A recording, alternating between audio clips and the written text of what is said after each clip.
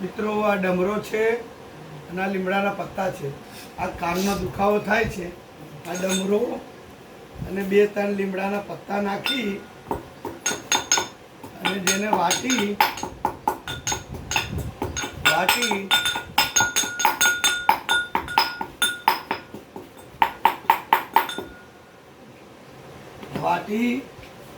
જરાક પાણી નાખી અને તેનો રસ કાઢી લેવાનો. કપડાની અંદર લઈ અને રસ કાઢી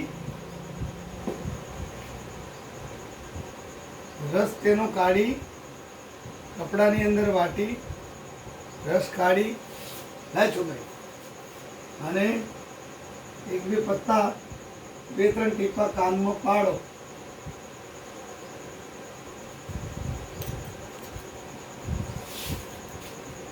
એટલે કાન દુખતો મટી જાય.